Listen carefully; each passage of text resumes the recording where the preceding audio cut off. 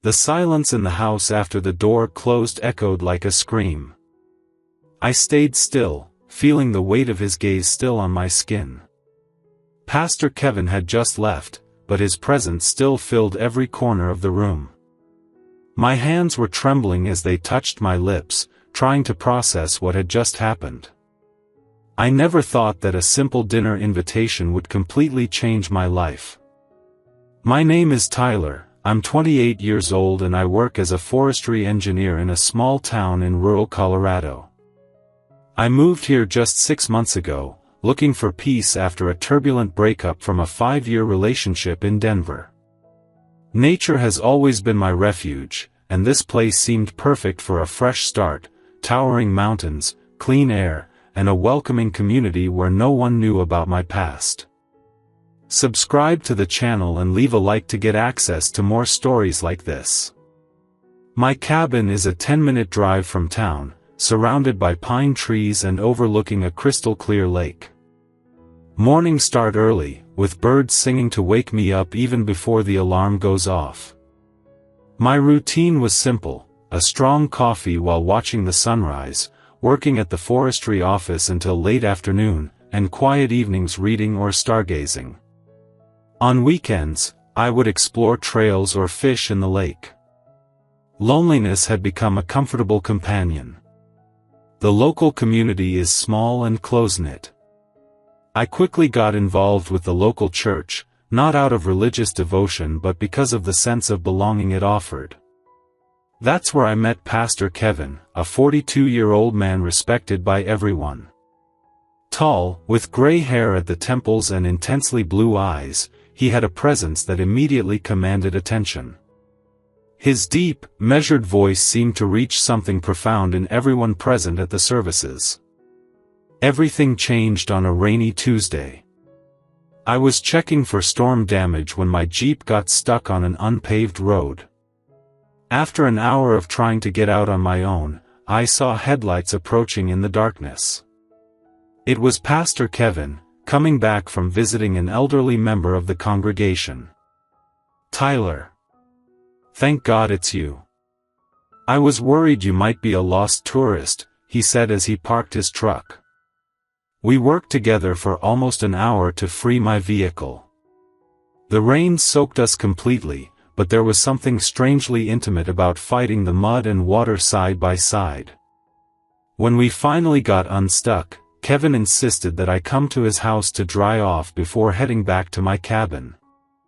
His home was surprisingly modern for a pastor, spacious, with large windows and minimalist decor. "My wife passed away 3 years ago," he explained as he noticed my curious look. "I never had the courage to change the decoration she chose." I accepted the towel and the dry clothes he offered, feeling an unexpected connection with his vulnerability. In the weeks that followed, Kevin began appearing in my daily routine. We would run into each other at breakfast in the town's only restaurant. He started inviting me on hikes, saying he needed to get to know the forests better for his sermons. During these walks, our conversations flowed naturally, from theology to astronomy, from personal experiences to future dreams. One afternoon, while we were resting by a clear stream, Kevin shared his doubts about continuing as a pastor. "Sometimes I feel like I'm living a life that isn't entirely mine," he confessed, staring into the flowing water. That confession created an intimate space between us. I talked about my own past, about my failed relationship and my fears of opening my heart again. The growing tension between us was palpable, yet we both avoided acknowledging it. I wondered if I was imagining the lingering looks, the casual touches on my shoulder or arm that seemed to last longer than necessary. How could the respected Pastor Kevin be interested in me? The nights became restless, filled with confused thoughts and conflicting feelings. If you've ever felt that inexplicable tension with someone who seemed out of reach, join me in this story that completely changed my view of human connection. The sky turned orange and purple when Kevin called me on a Friday. His voice sounded different, lower and hesitant. "Tyler, I'm working on a sermon about community and belonging. I'd like to run some ideas by you, if it's not too much trouble to come over to my place tonight." I felt my heart race. We had been seeing each other almost every day over the past weeks, but always in public spaces or on the trails. Never alone, in an intimate setting. "Sure," I replied, trying to sound casual. "What time?" "8 works, I've prepared a simple dinner." I spent the whole afternoon in a state of unrest, alternating between excitement and nerves. I picked out and changed my clothes 3 times, finally settling on a navy blue shirt that an ex had once told me really brought out my eyes. Why was I trying so hard to impress a pastor? I tried to push those thoughts away as I drove the 15 minutes to his house. Kevin's house was lit only by a few strategically placed lamps and candles on the dining table. Soft classical music played in the background. It didn't seem like the right atmosphere for a discussion about a sermon. "I hope you like salmon," he said as he led me to the dining room. A bottle of red wine was already open on the table. "I know you mentioned you prefer freshwater fish, but I wanted to try something special." Dinner went by in an atmosphere charged with something indefinable. We talked about light topics, recent books, movies, childhood memories. Kevin kept pouring more wine, and I noticed he was drinking more than usual. His eyes didn't leave mine for long stretches, creating an electric silence between us. "Actually, Tyler," he finally confessed after our dessert, "I'm not working on a sermon at all." His hands met mine on the table. I just needed an excuse for us to have this moment. Just the two of us. The touch of his fingers sent waves of warmth through my body. I should have stepped away, made up an excuse, and left. But I stayed frozen, hypnotized by the intensity in his gaze. "Ever since I met you, I've been wrestling with thoughts I never imagined having," he continued, his voice almost a whisper. "I spent years preaching about straight paths and certainties, but you came along and made me question everything I thought I knew about myself." Kevin slowly got up and circled the table, stopping behind my chair. I felt his hands on my shoulders, a gentle touch that made me freeze. "Tell me to stop, Tyler, and I'll stop." His warm breath near my ear made me close my eyes. "Tell me I'm not alone in this feeling." I couldn't say a word. Months of isolation, the connection we had built, the wine, everything conspired to silence my reason. When his hands slid from my shoulders to my chest, I felt myself surrender completely. "I'm not asking for promises or commitments," Kevin murmured, turning my chair so he could look me in the eyes. "Just tonight. Just to understand what this between us really is." I stood up, just inches away from him.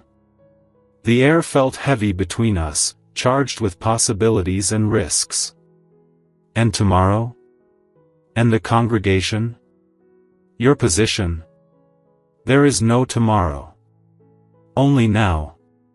Kevin brought his hand to my face, his thumb tracing the outline of my jaw. "May I?"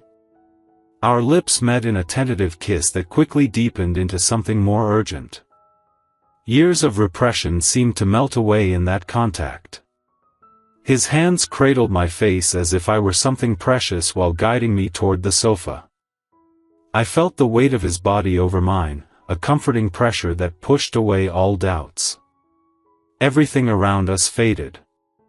There was only the sound of our ragged breaths, the growing heat between our bodies, and the slow exploration of forbidden territory.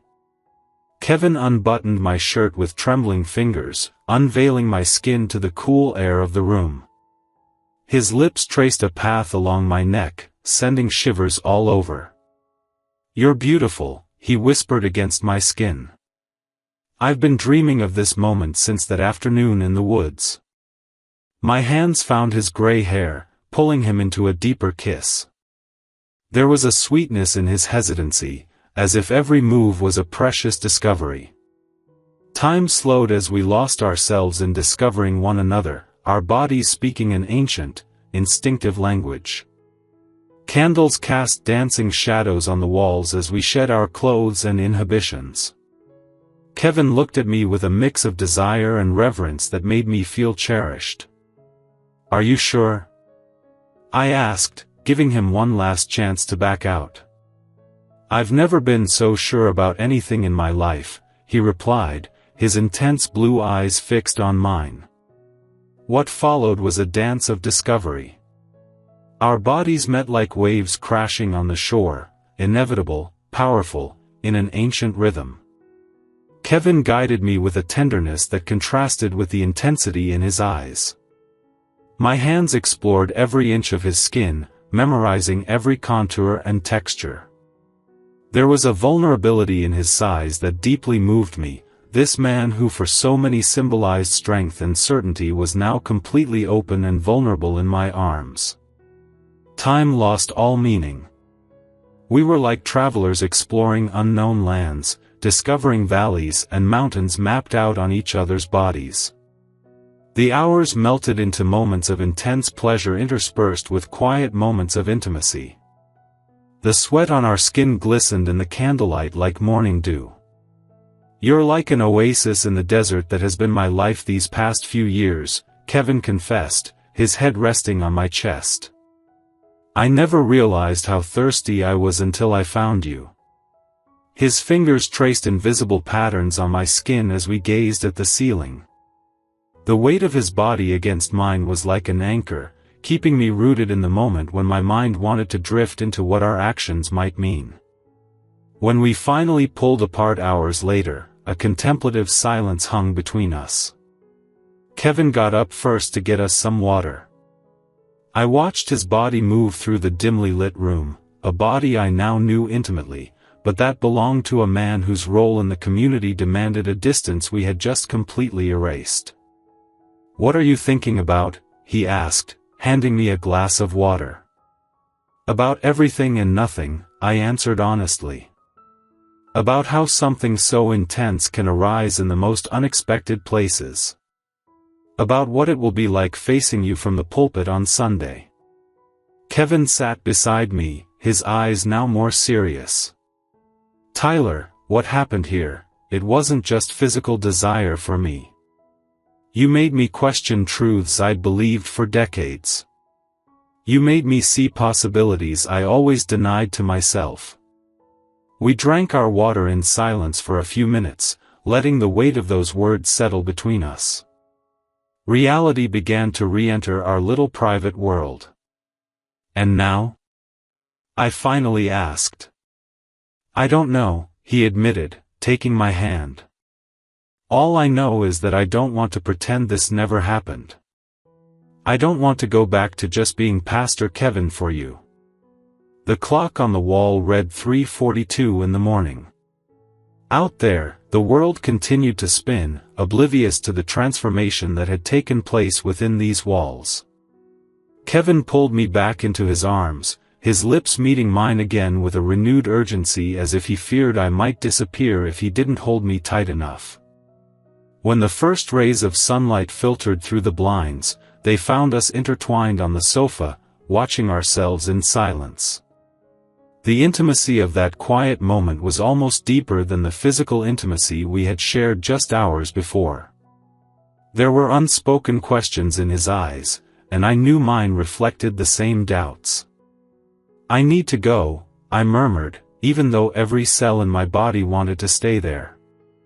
Kevin nodded, his fingers caressing my face as if trying to memorize every detail.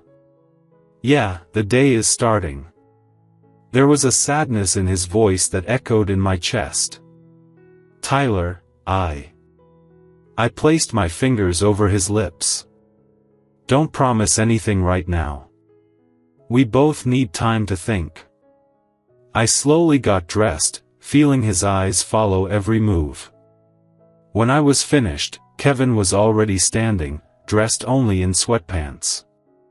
He walked me to the door, where we paused, suspended between what we had experienced and the world waiting outside. "Can I call you later?" he asked, his voice revealing a vulnerability he had never shown in public. "Yes," I replied, allowing myself one last brief kiss.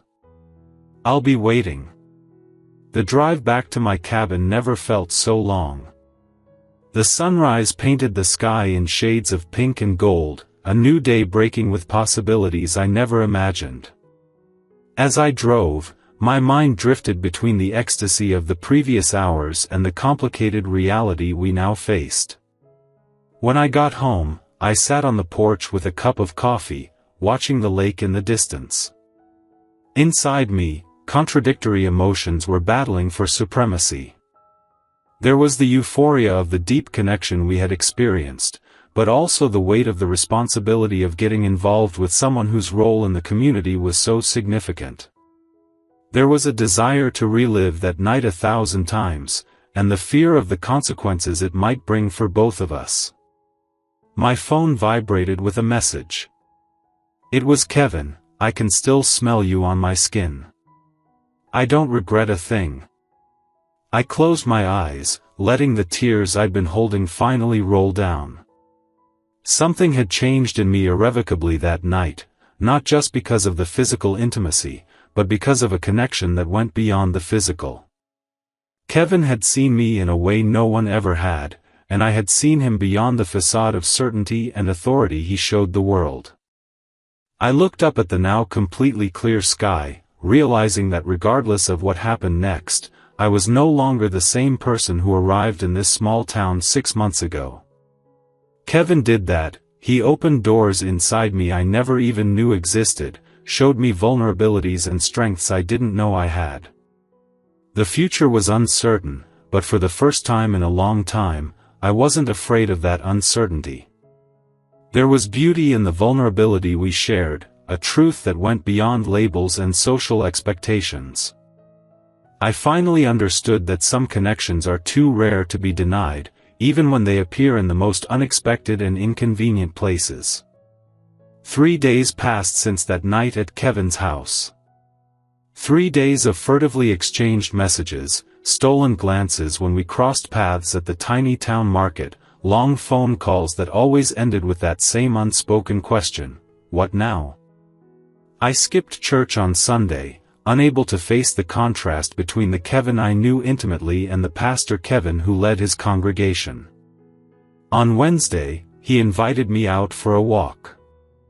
"I need to show you something," he said, with a seriousness that made me apprehensive. I agreed to meet him at the start of a rarely used trail that led to the top of a hill overlooking the whole area. I got there first and waited, sitting on a fallen log and watching the clouds move slowly across the sky. Kevin appeared about 15 minutes later, dressed casually, jeans and a simple shirt, so different from the always immaculate pastor the community knew. "Thanks for coming," he said as he sat beside me, keeping a respectful distance, although his eyes betrayed a desire for closeness. "I've been thinking a lot," I started, unable to bear the heavy silence between us. About that night." Kevin nodded, his eyes fixed on the horizon. "Me too. I couldn't think about anything else." We walked side by side along the trail, our hands occasionally brushing and sending electric shivers through my body. The familiar scent of his cologne brought back vivid memories of that night, making it hard to keep the conversation strictly rational. "I got an offer," he said abruptly when we reached the lookout at the top of the hill. "A church in Seattle is looking for a new pastor. They contacted me a few months ago, but I initially turned it down." My heart seemed to freeze. "And now you're considering taking it?" His eyes met mine, intense and vulnerable at the same time. "I'm considering a lot of things, Tyler. My whole life has been defined by my calling, by this community. But after that day in the woods, after that night, I realized that maybe I've only been living half of who I am. The wind blew stronger at the top of the hill, tousling his gray hair. Below us, the small town looked like a miniature model, the white church centered in the middle, houses spread in concentric circles around it, and the green forest framing everything. "What exactly are you telling me?"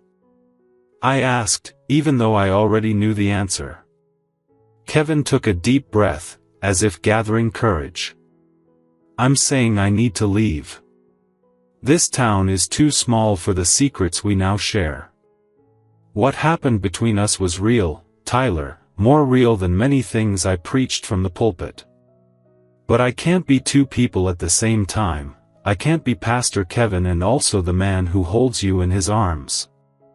A dull pain spread in my chest, even though I knew he was right. "So you're leaving?" "Yes," he confirmed, his voice cracking slightly. "I accepted the position in Seattle. I'll announce it next Sunday." His fingers intertwined with mine for a brief moment. "But I wanted you to know first. And I wanted to ask you something." My heart raced as I waited for his next words. "Seattle is a big city. Anonymous. A place where a pastor can have a private life. A place where I could meet someone, maybe a forestry engineer, and nobody would bat an eye." His eyes searched mine hopefully. "Have you ever thought about a change of scenery?" The proposal hung between us, full of possibilities. I moved to this town seeking peace after a painful breakup, and now I was considering another move, following a man I barely knew, but who had touched something deep inside me. "Kevin, Don't answer now," he interrupted, squeezing my hand. "I have 3 weeks before I leave. Use that time to think. I'm not asking for promises, just possibilities." We sat in silence for several long minutes, taking in the view below. The life we knew, the community where our paths had crossed, it all seemed so small from up here. "You know what scares me the most?" I finally confessed. "It's not the idea of going with you. It's realizing how much I want to, even though it's only been a short time since we met." A soft smile lit up his face. "Maybe some souls recognize each other faster than others." He leaned in, his hand gently touching my face, which made me close my eyes. "We're not following a conventional script, Tyler. We're writing our own story." In that moment, with the mountain wind caressing our faces and the whole world spread out below us, we kissed again. It was a kiss different from the first one. There was no desperate urgency of discovery, but a silent promise, a mutual recognition that regardless of what we chose, something significant had happened between us. We descended the trail in quiet contemplation, exchanging meaningful glances now and then. At the base of the hill, beside our parked cars, Kevin hugged me one last time. "I'll give you some space to think," he said. "But know that, no matter what you decide, what we experienced changed something fundamental in me. You did that to me, Tyler. You showed me that I can still feel, that I can still surprise myself." I watched his car drive away, carrying the man who had transformed my life in just a few weeks. The next 3 weeks would be a whirlwind of emotions and decisions, I knew. But in that moment, I felt a strange peace. There was a clarity in acknowledging that we were at a crossroads, not just Kevin and me as individuals, but us as a possibility. The days that followed were filled with deep introspection. I spent long hours walking on the trails we'd hiked together, trying to sort through my thoughts. I called my old boss in Denver, exploring job possibilities in Seattle. I researched the city, envisioning a new life there alongside Kevin. On Sunday, I sat at the back of the church, watching him announce his departure. His voice was steady, but his eyes caught mine briefly, and I saw there a vulnerability no one else would notice. The congregation received the news with respectful sadness. Their pastor was fulfilling a greater calling, going to serve a larger community. If only they knew the truth behind that departure. A week before he was set to leave, Kevin invited me for dinner at his house again. The atmosphere was different now, boxes piled up in the corners, empty shelves, a house in transition. "So," he said after dinner, holding my hand on the partially cleared table.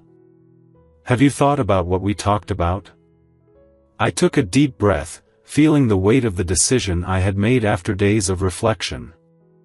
"I've thought a lot, Kevin. About us, about Seattle, about new beginnings." His eyes searched mine, anxious and hesitant all at once. "I'm not going to Seattle with you," I finally said, noticing the light in his eyes falter. "Not yet." "Not yet?" he repeated, confused. "I need to figure out if what I feel for you is real or just the thrill of something forbidden, the excitement of a shared secret," I explained, squeezing his hand. "And you need to find your place in this new life, discover who Kevin is away from the pulpit, away from the community that only knows you as a pastor." He nodded slowly, understanding. "So is this goodbye?" "It's a, see you later," I corrected. "I'll stay here for another 6 months, finish the reforestation project I started. Then, who knows? Seattle has beautiful parks that need forestry engineers." A smile lit up his face, a smile full of contained hope. 6 months. Long enough for you to get settled, for me to finish my work here. Enough time for us to be sure that what we feel can withstand the distance and everyday reality. That night, we made love with a different intensity. There was no longer the urgency of the first discovery, nor the hesitance of uncertainty. There was purpose, a silent promise that maybe, if fate allowed it, that wouldn't be our last night together. On the morning of Kevin's departure, I didn't go to his house or attend the small farewell ceremony at the church. Instead, I left an envelope on his door with a small pine branch and a note: "Some roots need time to grow. See you in Seattle." I knew he would understand. As I watch the sunset from my porch tonight, I feel a mix of longing and hope. The phone beside me buzzes with a message: "I arrived safely. The apartment has a view of a park that desperately needs someone who knows about trees. The door will be open when you're ready." I smile at the phone, at the sky, at the endless possibilities that open up when we let someone change our life in unexpected ways.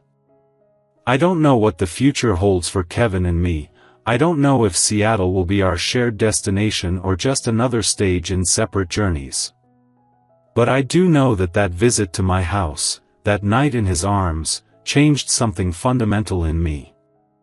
Kevin did that to me. He taught me that true connections arise in the most unlikely places, that some encounters have the power to reshape us from within, to reveal parts of ourselves we never knew existed. And for that, I'll be forever grateful to him, no matter which path we choose to follow. If my story touched something in you, if you've ever felt that immediate connection with someone who seemed destined to cross your path only briefly, leave a comment. Share your experience, tell me about that person who, even in a short time, managed to leave deep marks on your soul. Because, in the end, it's those connections that remind us of our shared humanity, of our capacity to be transformed by the encounter with another. Subscribe to the channel and leave a like to get access to more stories like this. Until the next account, where I'll share what the next 6 months hold for me, and whether Seattle will become the setting for a new chapter of this unexpected story that began with a simple visit.